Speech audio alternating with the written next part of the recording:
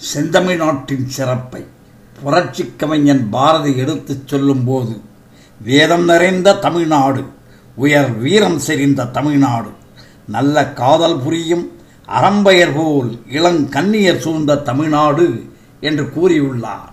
காதல் புரியும் அறம்பெயர் போல் இளங்கன்னியர் சூழ்ந்த தமிழ்நாடு என்ற பாரதியின் வாக்கிற்கு ஏற்பத்தான் இன்று இளங்காதலர்கள் காதலர் தினம் கொண்டாடுகிறார்களோ என்ற எண்ணம்தான் நமக்கு தோன்றுகிறது. காதலர் தினம் ஒவ்வொரு ஆண்டும் பிப்ரவரி 14ஆம் தேதி கொண்டாடப்படுகிறது.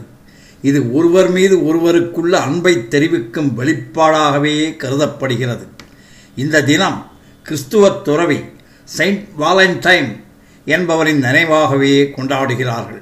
ரோமாபுரி 2ஆம் சக்கரவர்த்தி கிளாடியஸ் காலத்தில் நடைபெற்ற சம்பவங்களின் அடிப்படையிலேயே இதை கொண்டாடுகிறார்கள்.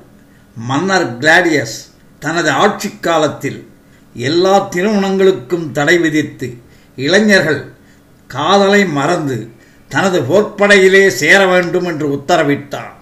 ஒரு ரோமானிய இளகிய உள்ளம் படைத்த பாதிரியார் வாலண்டைன் என்பவர் இளைஞர்களுக்கும் அவர்கள் காதலிகளுக்கும் இரகசியமாக திருமணங்களை செய்து வைத்தார். இதை அறிந்த மன்னன் வாலண்டைனை சிறையிலே தள்ளினான். இளைஞர்களின் போராட்டங்களுக்கு பின் வாலண்டைன் பிப்ரவரி 14ஆம் தேதி சிறையிலிருந்து விடுதலை செய்யப்பட்டார்.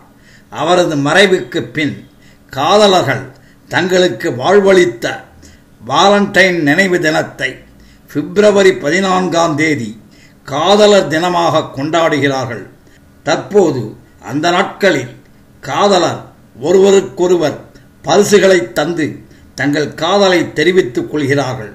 இந்த நாளை காதலர்கள் பண்டிகை தினமாக கொண்டாடி இனிப்புகளையும் வாழ்த்துச் செய்திகளையும் ஒருவருக்கொருவர் தெரிவித்து கொண்டாடுகிறார்கள்.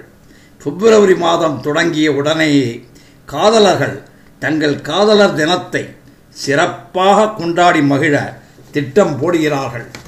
பெற்றோர்களின் விருப்பம் காதலர் தினங்கள் தவறான பாதையில் சென்றுவிடக்கூடாது என்பதுதான். தங்கள் காதலனை மகிழ்விக்க பெண்கள் எப்படியெல்லாம் உடை உடுத்துகிறார்கள் என்பதை நமது வீடியோ காட்சிகளில் நீங்களும் பார்த்து மகிழுங்கள். வாழ்க காதலர் தினம். நன்றி, வணக்கம்.